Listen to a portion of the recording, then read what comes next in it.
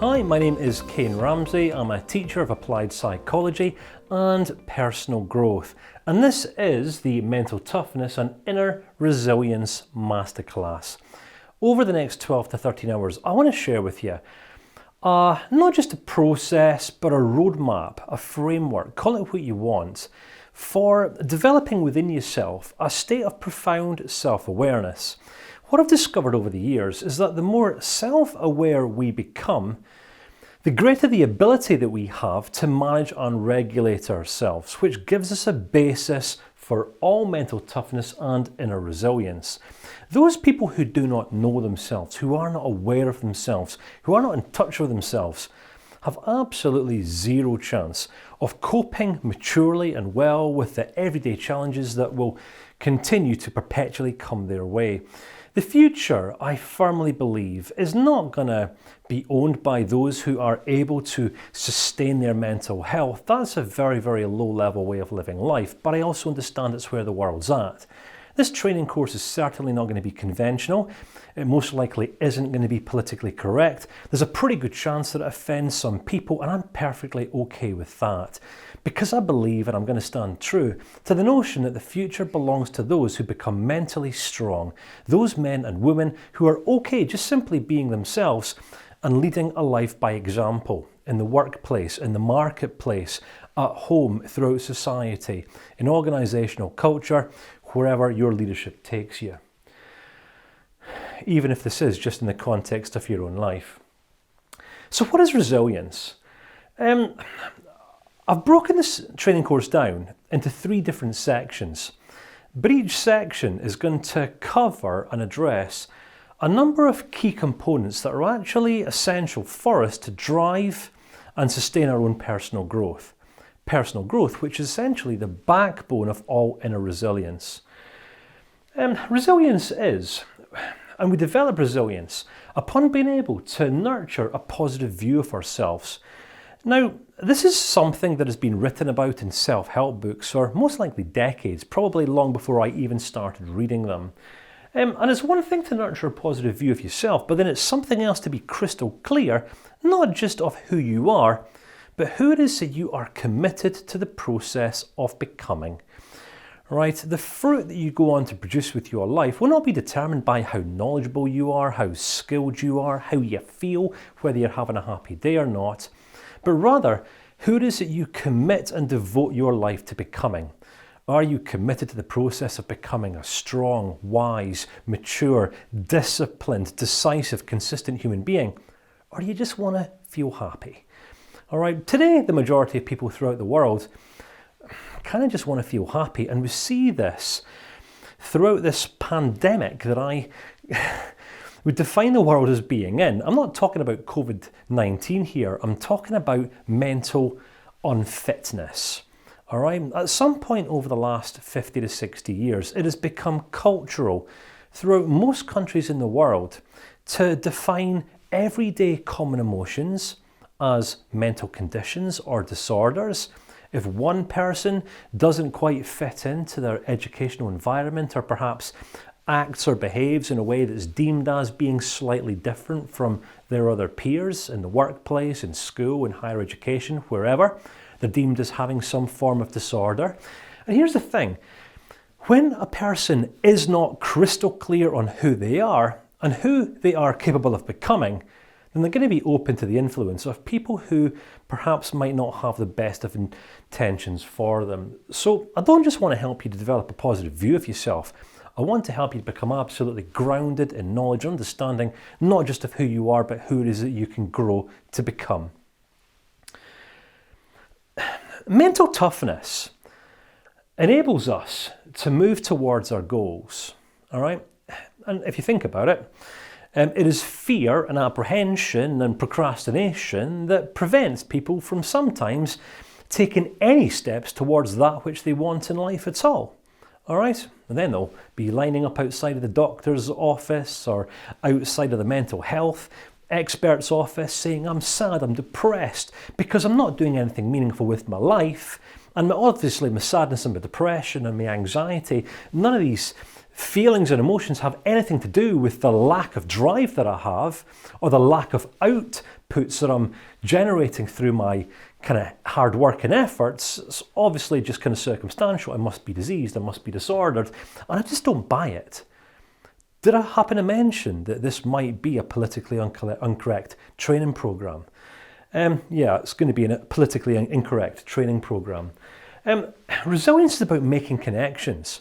It's about making wise connections, being able to see the link between the thoughts that we think and the feelings that we feel, and then being able to identify the connection between the feelings that we feel and sometimes the behaviours or the actions or the habits that we engage in.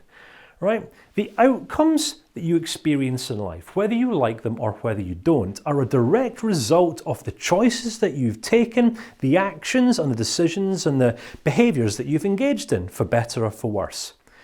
If you don't like your current circumstances, if you don't like what it is that you've produced so far throughout your life, you can blame the weather, you can blame your political leadership, you can blame your mum and dad, you can blame Jesus, you can blame whoever you want to. But until you take responsibility for pointing your little finger a little bit closer to home, i.e. in your own direction, you're not going to be fit to generate any greater degree of outcome than that which you already have done. Right, so I want to help you to make the connections between how it is that you are and what it is that you generate or produce with your life. Because you will feel a certain way about that, either fulfilled and empowered, or apprehensive, anxious, sad and disempowered.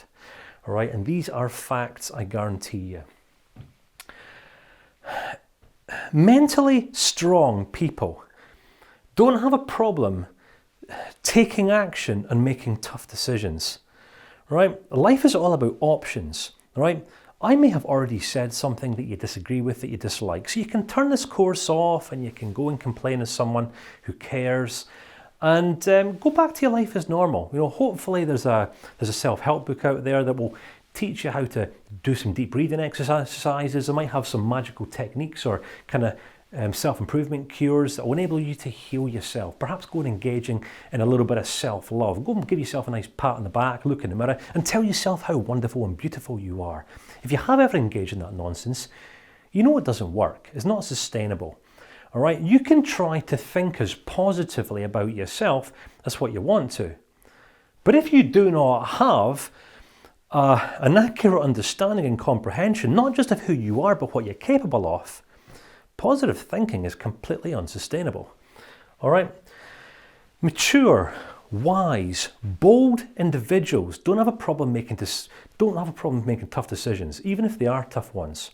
Sometimes people have to let people go. Sometimes it's wiser to walk away from a relationship than stay in it. Sometimes we live in or we work in toxic environments.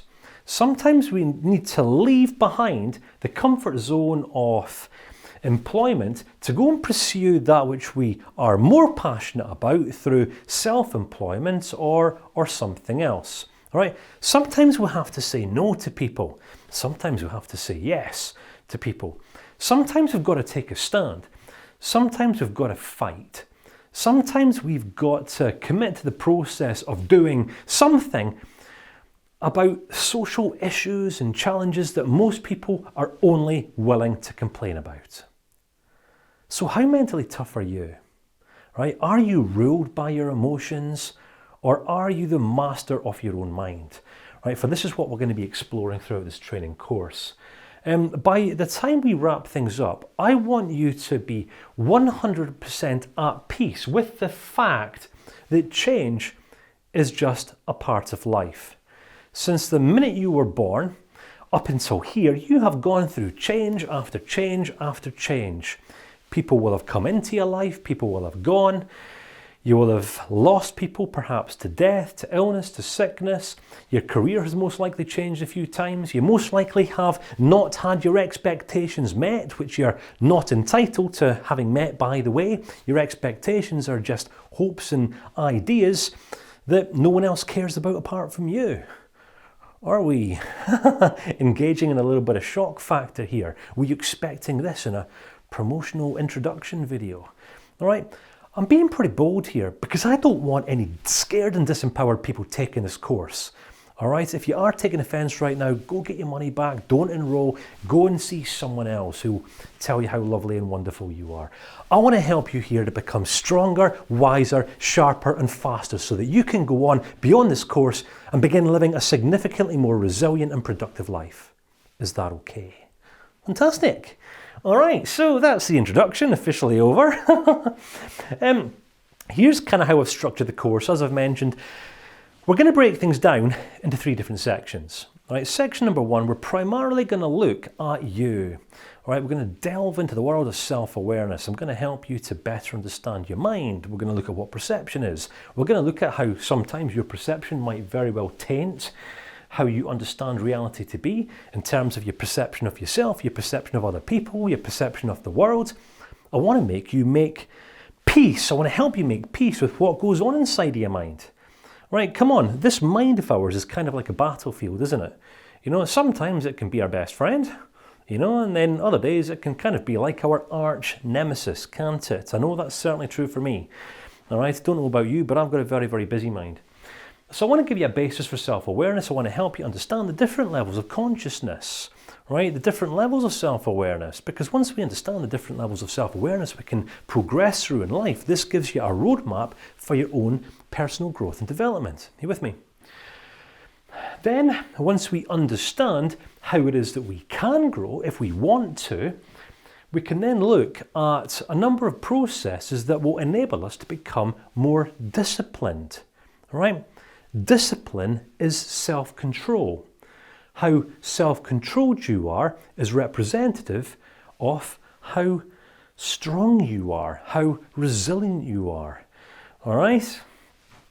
And this will be determined by how effectively you learn to manage your mind. All right? Whether you're in management, whether you're in leadership, your ability to lead and manage a team will be determined by your ability to manage what goes on inside of your own head. So we're going to unpack most of this in section number 1. Section 2, again, further unpacking the human mind, but we want to be building upon that by looking at thought process. All right, whether you think that you can or whether you think that you cannot, you've already made up your mind. All right, and the world is full of opportunity, it's full of possibility that many people don't recognize or appreciate because they've already made a conscious decision about what they're able to do, what they're not capable of doing, and some people have a tendency of putting themselves in a very small box. So I want to bust this box wide open with you. I want to introduce you to patterns of unhelpful thinking, then introduce you to a system of fruitful and productive thinking. Now, you might be seeing a bit of a trend here. Rather than just giving you some quick fix techniques to go and engage in and practice, I'm not giving you any homework exercises other than exercises that are going to involve you working on yourself. All right, some people devote their lives to playing a good game out here, but the truth of the matter is how effective you are at turning up in your workplace, in your career, in your relationships, in your home family life, in your entrepreneurial pursuits will be determined by how effective you are at managing and playing your own inner game.